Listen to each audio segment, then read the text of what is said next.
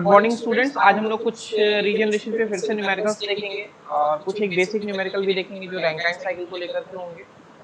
जैसे कल हम लोगों ने रेनॉल्ड्स फ्रैक्शन की वैल्यू निकाली थी दो एंट्रोपी को इक्वल करके, जो आइसेंट्रोपिक प्रोसेस था टरबाइन की तरफ। देन एंथैल्पी कैलकुलेट किए थे टरबाइन के एग्जिट पे, ये जानने के लिए कि वहाँ एंथैल्पी कितनी है। रेनॉल्ड्स फ्रैक्शन इसलिए निकाले थे ये जानने के लिए कि हमारा जो एग्जिट ऑफ टरबाइन है वो सैचुरेशन स्टेट पे है या वेट रीजन में लाई कर रहा है या ड्राई स्टेट पे है। तो एक क्वेश्चन लेते हैं गेट का, 2 मार्क्स का क्वेश्चन है। गेट 2016। तो मैं पहले क्वेश्चन लिख देता हूं।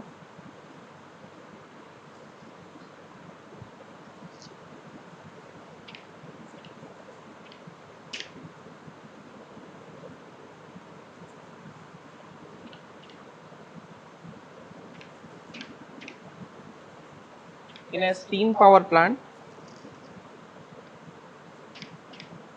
operating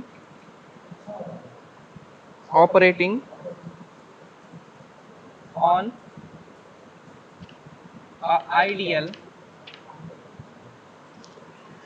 Rankine cycle.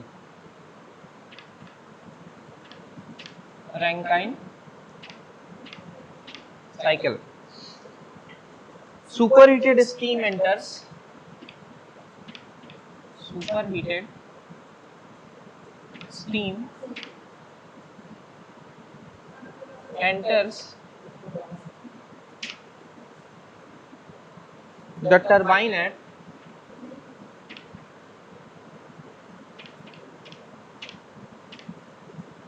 the turbine at 3 megapascal and 350 degrees Celsius. The condenser pressure is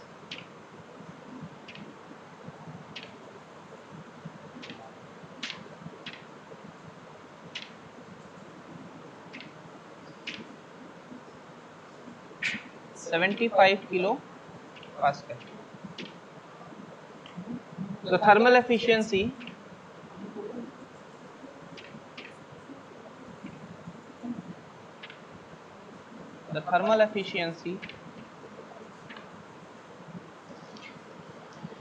of the cycle is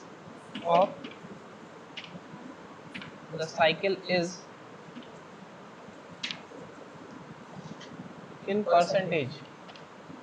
okay कुछ वैल्यूज दी हुई है।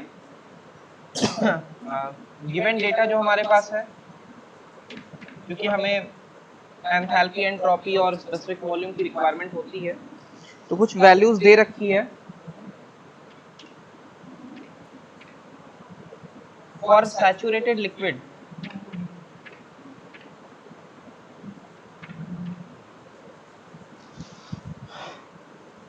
at P is equals to 75 kilopascal.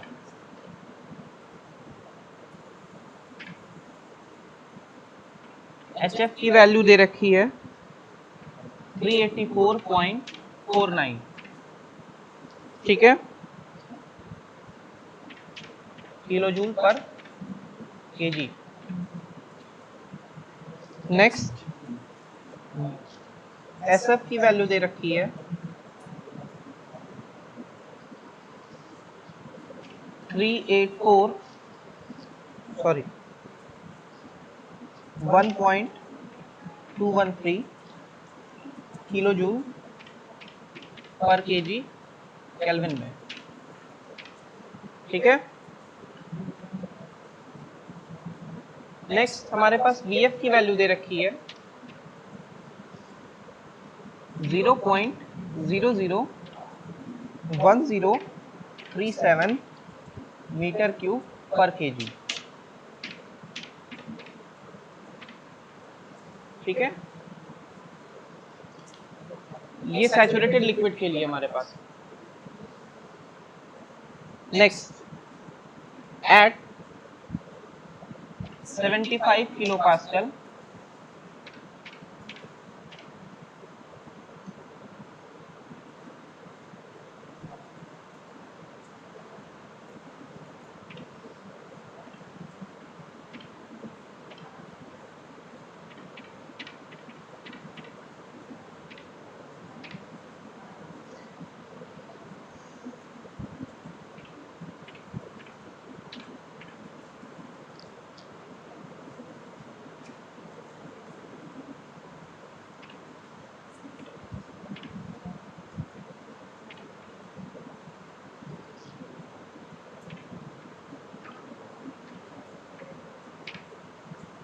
Kilo joule पर केजी केल्विन, ठीक है। At pressure is equals to 3 megapascal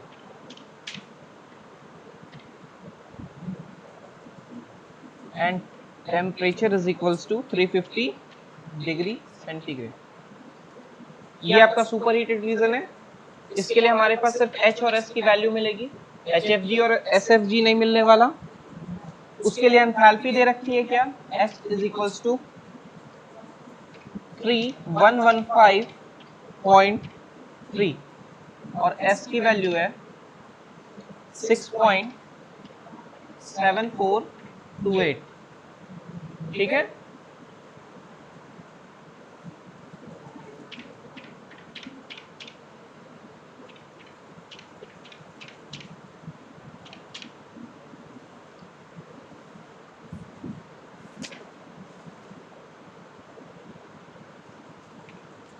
चलिए इसका एक TS diagram पहले ड्रॉ करते हैं। हम लोगों ने यही देखा है कल कि हमें न्यूमेरिकल मिलेगा, हम सबसे पहले टीएस डायग्राम ड्रॉ करेंगे।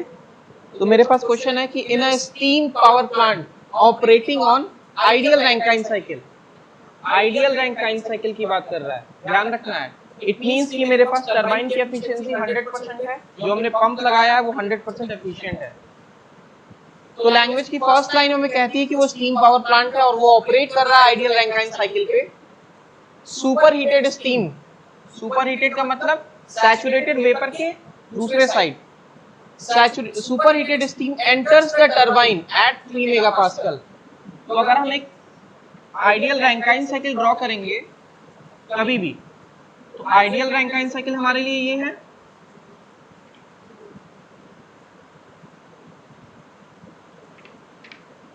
हमने ये आइडियल रैंकाइन साइकिल पढ़ी है।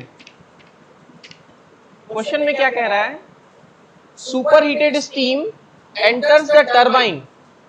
सुपर हीटेड का रीजन सैचुरेटेड वेपर के राइट साइड वाला रीजन, ये पूरा एरिया आपका सुपर हीटेड रीजन है। टरबाइन 3 to 4 होती है, इट मींस कि इनलेट इधर है और आउटलेट इधर है। तो क्वेश्चन में बोला है super heated steam enters the turbine at 3 megapascal. ये कांस्टेंट प्रेशर की लाइन है, इट मींस अगर यहाँ प्रेशर 3 मेगापास्कल है तो यहाँ भी 3 मेगापास्कल ही होगा, क्योंकि ये कांस्टेंट प्रेशर की लाइन होती है। एंड 350 डिग्री सेल्सियस, यानी यहाँ 350 डिग्री ये इसका टेम्परेचर गिवन है, ध्यान रहे।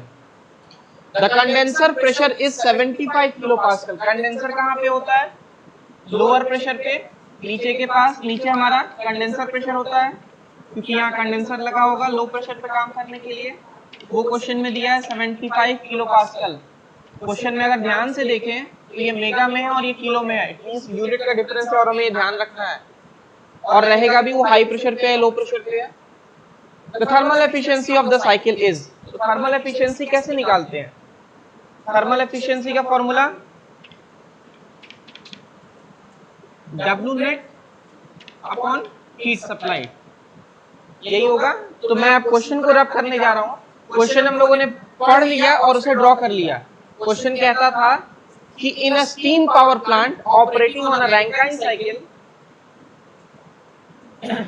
ideal Rankine cycle, superheated steam enters the turbine at 3 megapascal and 350 degrees Celsius.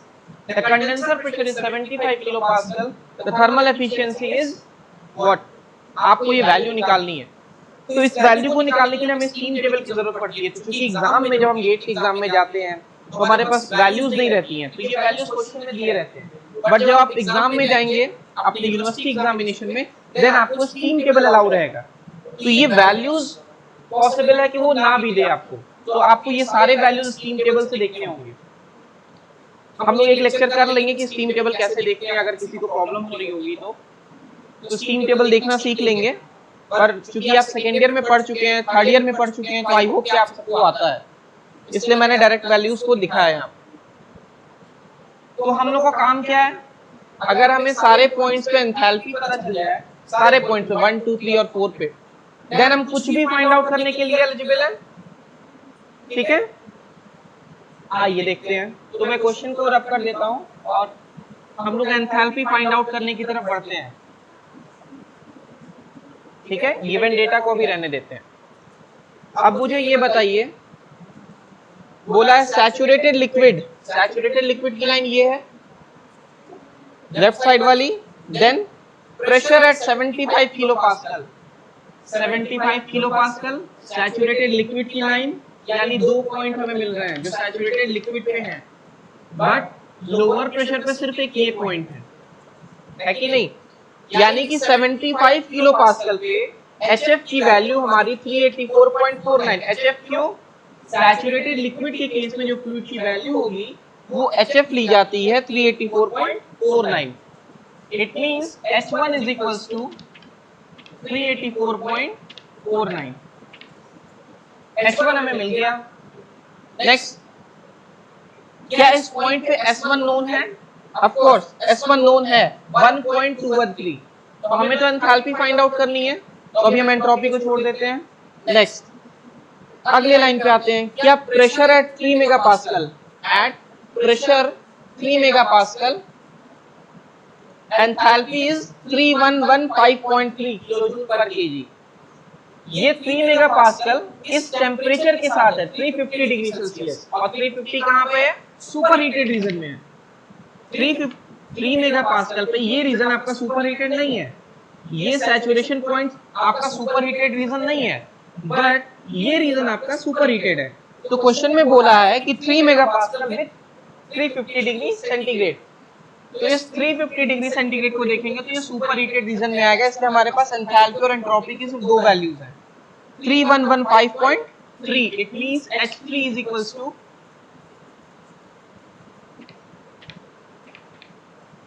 3115.3 kilojoule पर केजी।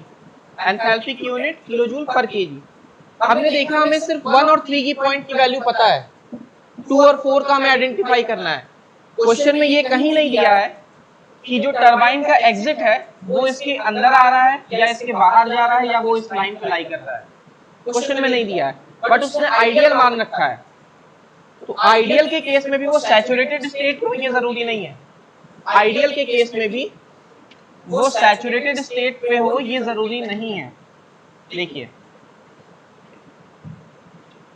तो ये जो पॉइंट अंदर आई है ये हमें पता कहां है कि वो अंदर आई है या उस लाइन पे है।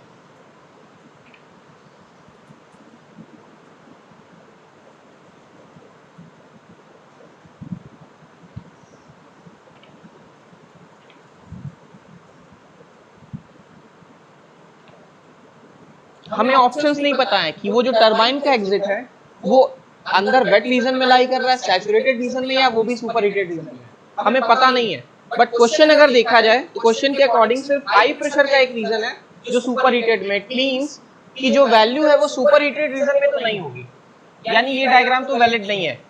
इन दोनों में से कौन सा हो सकता है? तो अगर हम x की वैल्यू फाइंड आउट कर लें, x की वैल्यू 0 to 1 के बीच में लाई करनी है, अगर 1 से कम आती है तो इट मींस कि वो वैल्यू इस लाइन के सैचुरेटेड वेपर लाइन के इनसाइड लाई कर रही है। इफ वैल्यू 1 आती है इट मींस कि वो पॉइंट पर इस सैचुरेशन लाइन पे लाई कर रही है। तो हम x की वैल्यू फाइंड आउट करते ही आइडेंटिफाई कर लेंगे कि हमारी कौन सी साइकिल वैलिड होने वाली है। ठीक है, तो हम x की वैल्यू निकालने के लिए क्या करेंगे? कल हम लोगों ने देखा था हमें पहला स्टेप क्या करना है। अगर किसी को समझ में नहीं आ रहा फिर भी वो न्यूमेरिकल लगाना चाहता है तो वो कैसे लगाएगा? तो मैंने बोला था कि आइसेंट्रोपिक वाली लाइन पकड़ लीजिए, आइसेंट्रोपिक वाली लाइन पकड़ लीजिए, S3 is equals to S4। क्यों? आइसेंट्रोपिक प्रोसेस है ना, तो S3 is equals to S4 होगा। S3 की वैल्यू क्या होगी? S3 सुपर हीटेड रीजन में है एट 3 मेगापास्कल। 3 मेगापास्कल पे एंट्रोपी की वैल्यू कितनी है? 6.7428। S4 अभी तो हमें पता नहीं है, हम अगर निकाल लेते हैं, हमने आपको एक फॉर्मूला सिखाया था SF प्लस एक्स SFG, जो वेट रीजन के किसी भी वैल्यू को निकालने के लिए था। अगर ये वैल्यू देखते हैं क्या आती है,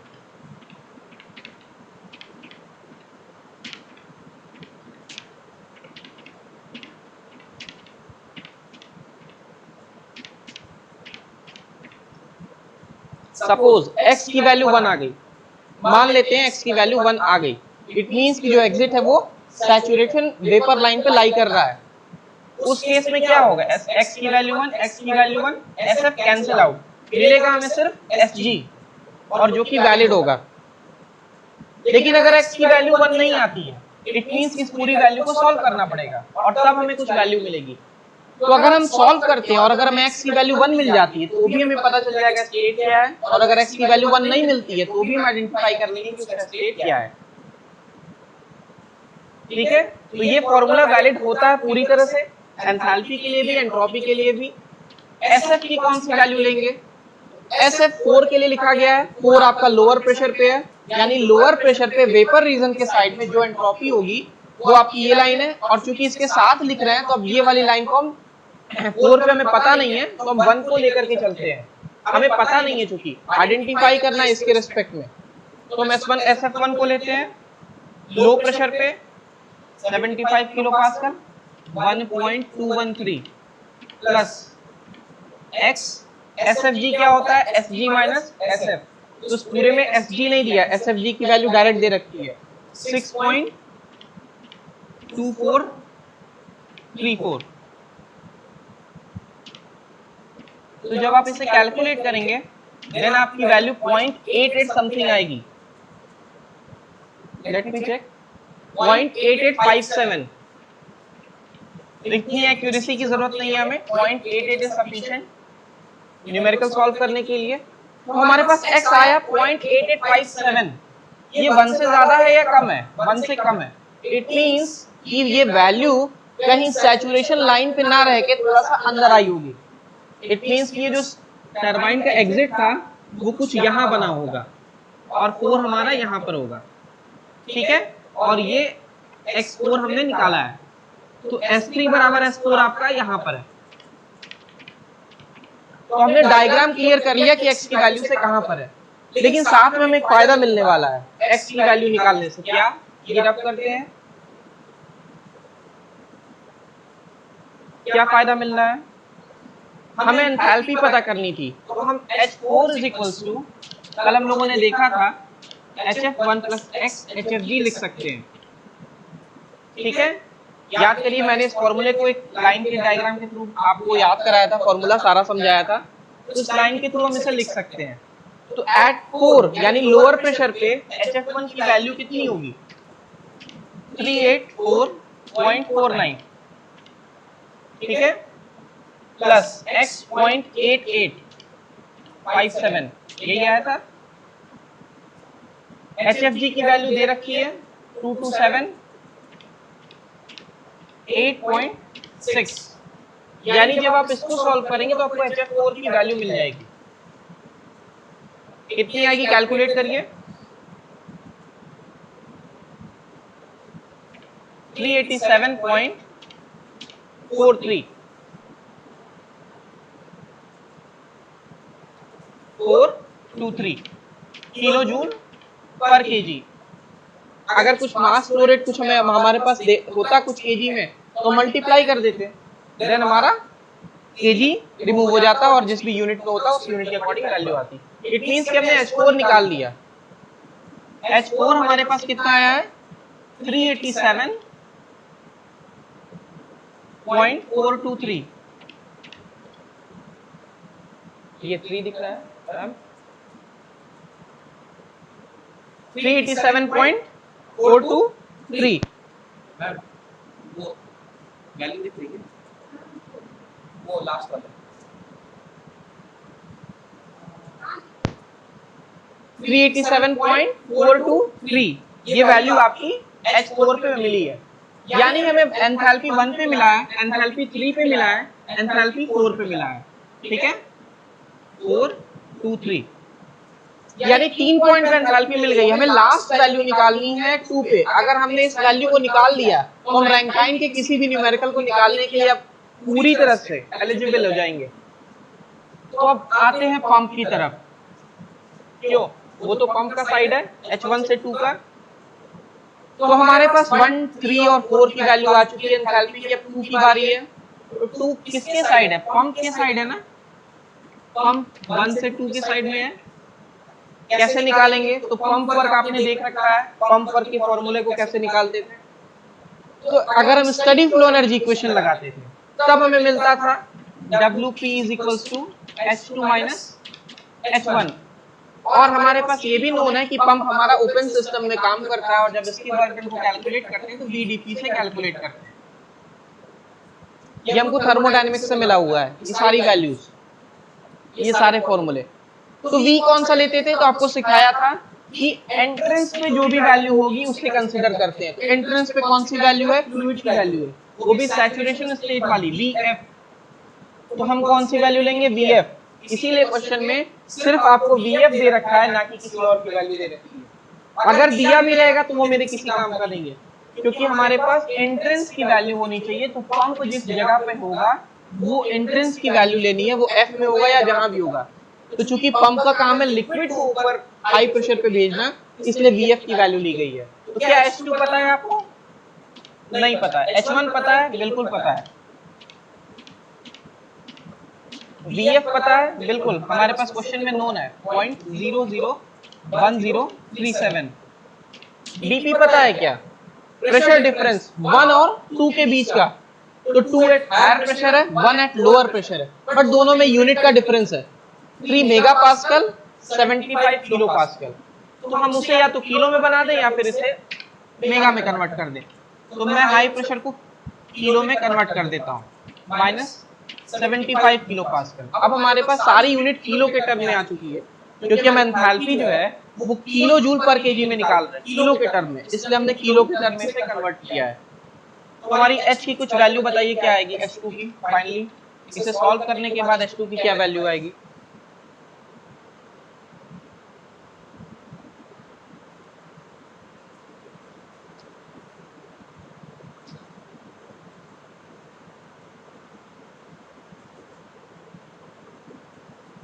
$387.423 लग रहा 387.423, ठीक है। 387.423।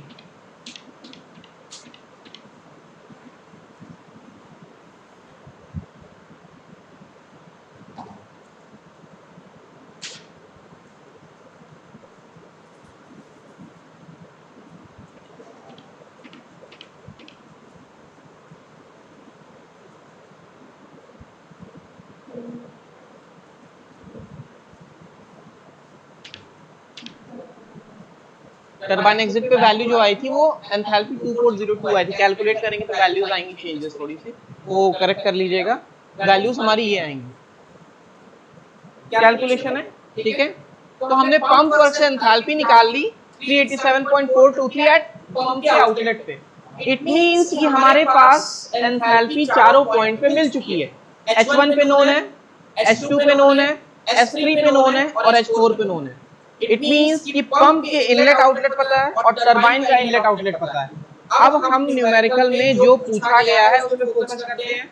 देखिए क्या पूछा गया है, आपसे पूछा गया है थर्मल एफिशिएंसी बताइए। तो थर्मल एफिशिएंसी कैसे बताएंगे?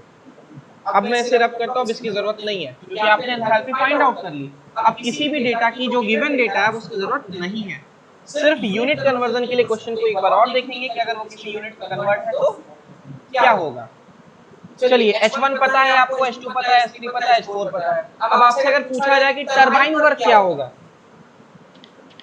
Is equals to H3 minus H4। आपको H3 पता है, H4 पता है, इट मींस आप टरबाइन वर्क निकाल सकते हैं। आपसे पंप वर्क पूछा जाए, आपको H2 पता है, H1 पता है, इट मींस आप H2 माइनस H1 कैलकुलेट कर सकते हैं। आपसे हीट सप्लाई पूछा जाए, बॉयलर में हीट सप्लाई होता है H3 minus H2, it means आप H3 माइनस H2 से हीट सप्लाई कैलकुलेट कर सकते हैं। हीट रिजेक्टेड पूछा जाए, कंडेंसर में हीट रिजेक्ट होता है, it means H4 minus H1, आप हीट रिजेक्शन कैलकुलेट कर सकते हैं। आपसे पूछा जाए W नेट बताइए, आप W नेट बता सकते हैं क्योंकि आपने W turbine minus W pump calculate कर लिया, तो ये वैल्यूज भी आपको मिल जाएंगी। अब आपसे पूछा जाए कि एफिशिएंसी बताइए, W net upon heat supplied, आपने दोनों वैल्यूज निकाल रखी है। अब इसके बाद आपसे पूछा जाए कि चलिए अब स्पेसिफिक स्टीम कंजम्पशन बताइए, तो क्या बता सकते हैं? बिल्कुल बता सकते हैं, 1/W नेट।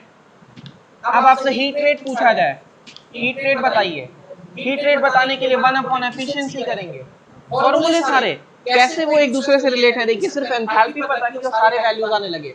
आपसे पूछा गया वर्क रेशियो बताइए, work ratio W net upon turbine work, positive work कहते हैं। इट मींस हम वर्क रेशियो निकाल सकते हैं। आपसे बैक वर्क रेशियो पूछता है, क्या होगा? 1 माइनस वर्क रेशियो कर सकते हैं। इट मींस कि हमारे पास अगर एंथैल्पी निकलती है तो हम इसमें से कोई भी वैल्यू को सॉल्व करने के लिए एलिजिबल है। हमसे क्वेश्चन में पूछा था एंथैल्पी एफिशिएंसी बताइए। मेरे से 2 नंबर का सिर्फ एक सवाल पूछा था, वो था एफिशिएंसी। इस गेट के क्वेश्चन में 2016 में सिर्फ मेरे से ये पूछा कि एफिशिएंसी बताइए। पर सेम वैल्यू के साथ, सेम डेटा के साथ आपसे अगर हीट रेट या स्पेसिफिक स्टीम कंजम्पशन पूछता है तो आप निकाल सकते हैं, क्योंकि आपके पास एंथैल्पी की सारी वैल्यूज हैं। यानी अगर हमारे पास एंथैल्पी है तो हम न्यूमेरिकल को कैसे भी सॉल्व कर सकते हैं। ठीक है, एक क्वेश्चन और देखते हैं छोटा सा, इसे रब करते हैं। आई होप ये सारे फॉर्मूले से आपको सब कुछ क्लियर हो गया होगा।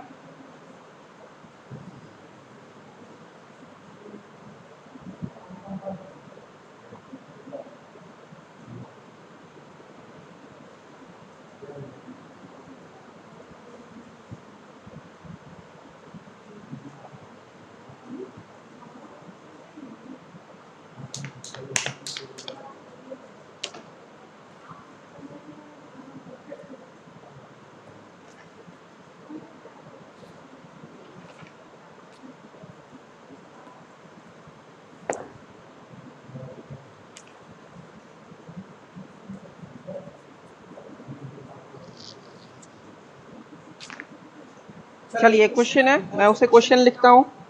ठीक है, गेट 2014, गेट 2014। हम लोग क्यों गेट के क्वेश्चन लगा रहे हैं? क्योंकि गेट के क्वेश्चन का लेवल और आपके यूनिवर्सिटी के क्वेश्चन का लेवल अप्रोक्स सेम ही है। आपको न्यूमेरिकल सॉल्व करने हैं, आपके यूनिवर्सिटी एग्जाम में भी, आपके गेट एग्जाम में भी, या आपके आने वाले किसी भी कॉम्पिटिशन एग्जाम में भी। क्योंकि आप फाइनल ईयर स्टूडेंट्स हैं, इसलिए आपके लिए ये माना जा रहा है कि आपको गेट भी देना है या कोई कॉम्पिटिटिव एग्जाम भी देना है। तो आप साथ साथ जो इसके प्रिपरेशन के लिए लगे होंगे उनको भी हेल्पफुल होगा। ठीक है, तो क्वेश्चन हम लोग लिखते हैं, steam with specific enthalpy.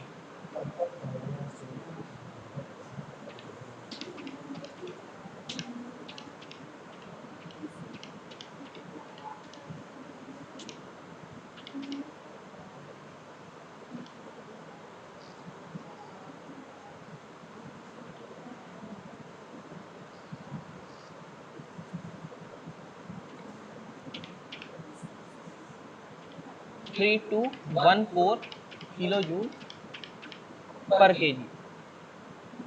Enters an adiabatic turbine. Enters an adiabatic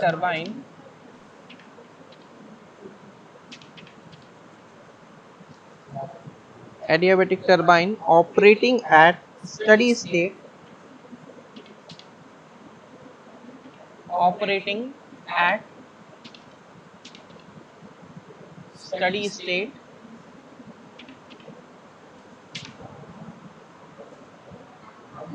with a flow rate, with a flow rate 10 kg per second. ठीक है, as it expand, as it expand, as it expand at a point, at a point where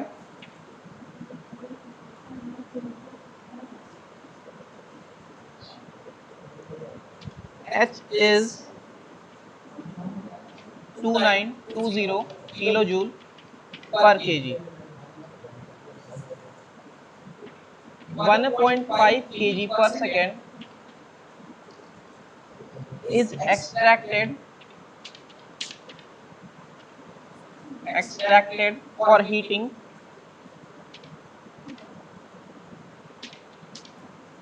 for heating purpose.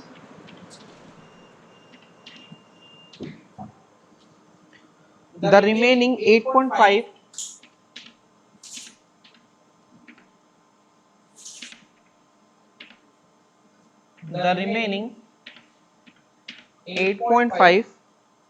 kg per second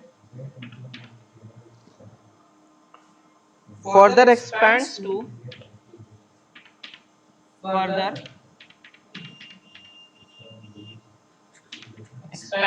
turbine.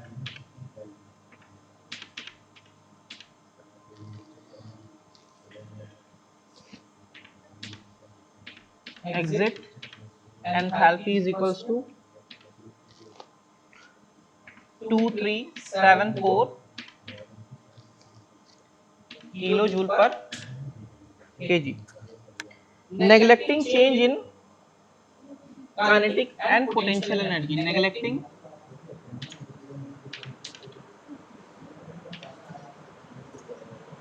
change in kinetic energy and potential energy. The net power output of the turbine is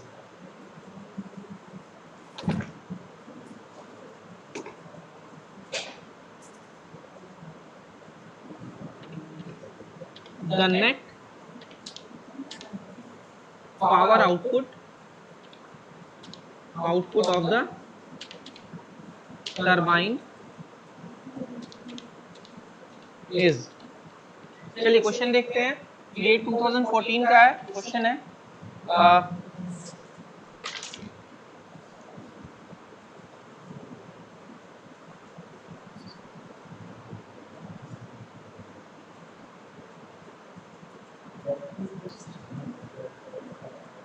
ये 2014 का question है, steam with specific enthalpy 3214 kilojoule पर kg enters an adiabatic turbine operating at steady state with a flow rate 10 kg पर second. देखिए इसमें ध्यान देने वाली बात क्या है, फ्लो रेट इसका स्टीम का दे चुका है 10 kg पर सेकेंड, यानी कि हमारे पास कुछ m है। अब वो कैसे यूज करेंगे उसे देखते हैं, ठीक है। आपसे लास्ट में पूछा क्या है, the net power output of the turbine is, power output किस में मिलेगा, किलोवाट में। तो ध्यान दीजिए, मैं पहले यूनिट कन्वर्जन दिखा रहा हूं, किलोजूल पर केजी, ये एंथैल्पी की यूनिट है। क्यों, एंथैल्पी की यूनिट किलोजूल पर केजी है, और मैंने बोला था जब भी मास फ्लो रेट दिया रहेगा तो हमें मास फ्लो रेट से मल्टीप्लाई करना होगा, और वो है केजी पर सेकेंड। तो केजी से केजी कैंसल आउट, तो मिला क्या, किलो जूल पर सेकेंड, और जूल पर सेकेंड को हम लिखते हैं वॉट में।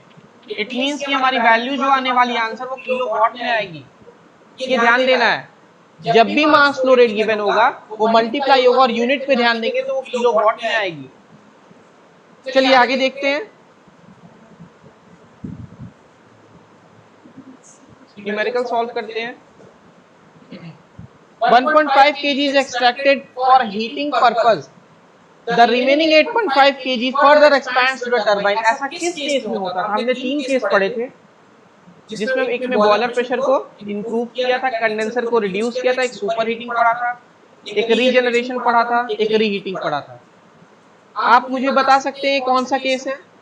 तो हमने देखा कि 1.5 kg को एक्सट्रैक्ट करने के बाद बचे हुए को आगे एक्सपेंड कर रहे हैं। यानी अगर आपको रैंकाइन साइकिल में ध्यान हो और हमने कोई ऐसा डायग्राम बनाया था,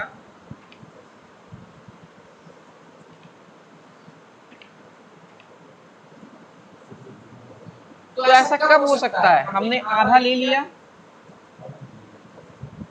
क्यों, हमने कुछ पोर्शन ले लिया, suppose 1 2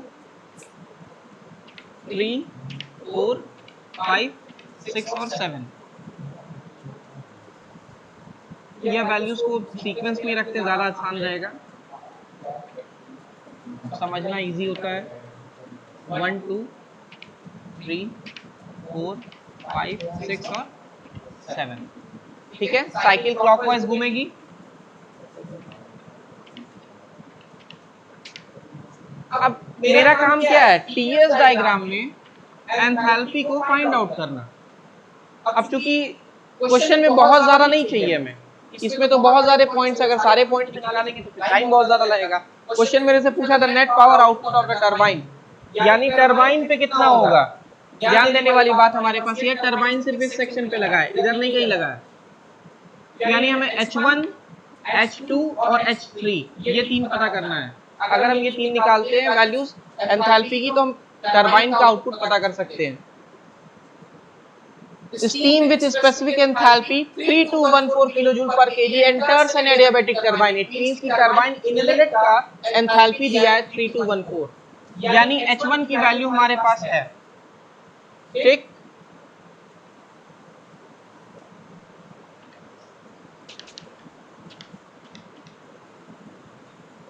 operating at steady state with flow rate 10 kg per second, यानी कि 10 kg per second यहाँ पे भी था, 10 kg per second यहाँ पे भी था। ठीक, आगे क्या बोलता है, एज इट एक्सपेंड्स, एक्सपेंशन हो रहा 1 से 2, expand at a point where enthalpy is 2920 kilojoule पर केजी, वो पॉइंट जहां पर एंथैल्पी 2290 किलोजूल पर केजी है, वहां पर 1.5 केजी को एक्सट्रैक्ट कर लिया गया है। इट मींस कि एक एंथैल्पी है H2 2920, जहां पर कुछ अमाउंट जो है वो एक्सट्रैक्ट कर लिया गया, वो कितना है 1.5 किलोजूल केजी पर सेकेंड, 1.5 केजी पर सेकेंड। ठीक है, नेक्स्ट आगे बढ़ते हैं। द रिमेनिंग 8.5, अब 1.5 यहाँ पर अगर आ गया है तो बचा कितना 8.5, 8.5 आगे बढ़ गया, 8.5 kg पर second further expands to the turbine exit, जहां पर एंथैल्पी आपकी 2374 दी है। इट मींस कि हमारे पास जो 3 की एंथैल्पी है वो दे रखी है 2374। ठीक है, अब सवाल ये बनता था, यहाँ पर कोई स्टूडेंट पूछ सकता था कि क्या सर ये जो लाइन है वो सैचुरेशन स्टेट पे है कि इनसाइड है या आउटसाइड, ये कैसे पता चला। तो ये काम हम तब करते हैं पता लगाने के लिए जब हमें एंथैल्पी पता नहीं होती है कि वो कहां पर है। क्वेश्चन में आपको एंथैल्पी दी हुई है तो आपको क्यों जानना, और अगर जानना है तो फिर S1 बराबर S2 करेंगे, S1 बराबर S3 करेंगे। जैसे ही हम S1 is equal to S3 करेंगे हमें X की वैल्यू फाइंड आउट हो जाएगी, तो हम वो कैलकुलेट कर सकते हैं। क्योंकि इस क्वेश्चन में रिक्वायरमेंट नहीं है इसलिए हमने उसे कैलकुलेट नहीं किया है। यानी हमारे पास M3 कितना है 8.5 kg पर सेकेंड। ठीक है, 1.5 यहाँ गया, 8.5 यहाँ आया। आपसे बोला टरबाइन आउटपुट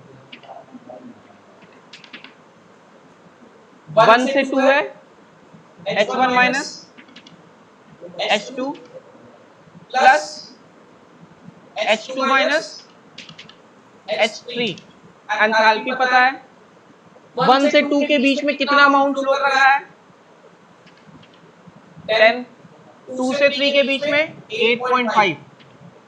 इट मींस कि जब हम टरबाइन का आउटपुट निकालेंगे, वैल्यू निकालेंगे, तो हमें कुछ वैल्यूज मिलेंगी, वो हमारा आंसर होगा। ये आप कैलकुलेट करिएगा, वैल्यूज आपके सामने हैं,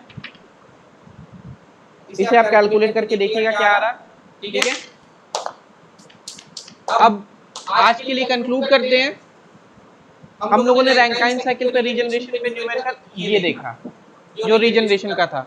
इससे पहले जो हमने देखा था वो बेसिक न्यूमेरिकल था, जो एक थोड़ा लेंदी सा था, जिसमें हमने सारी वैल्यूज फाइंड आउट की थी एंथैल्पी की, और उसकी हेल्प से हमने turbine output, net output, turbine minus pump, heat supplied, heat rejected, specific steam consumption, heat rate, work ratio, back work ratio, ये सारी वैल्यूज फाइंड आउट करने के लिए हमने एक एंथैल्पी निकाली थी सारी, और सारी के बाद सब कुछ कैलकुलेट कर लिया था। इट मींस कि कंक्लूजन हमें ये मिला कि अगर हमारे पास एंथैल्पी है तो हम बहुत सारे वैल्यूज को फाइंड आउट करने के लिए एलिजिबल है।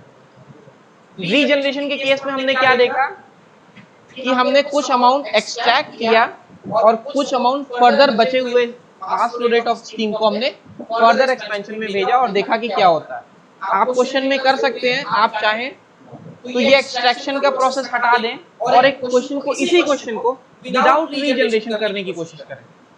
एक रीजनरेशन का हो गया, एक में विदाउट रीजनरेशन को मान लेते हैं इसी क्वेश्चन में रीजनरेशन नहीं हो रहा है, कोई अमाउंट एक्सट्रैक्ट नहीं किया जा रहा है, देन क्या होगा इसे आप फाइंड आउट करके देखिएगा, क्या एफिशिएंसी बढ़ती है, क्या वर्क आउटपुट बढ़ता है, और फिर दोनों को कंपेयर करके देखेंगे कि कैसे रीजनरेशन इज बेटर देन जो हमारे पास नॉर्मल आइडियल साइकिल है।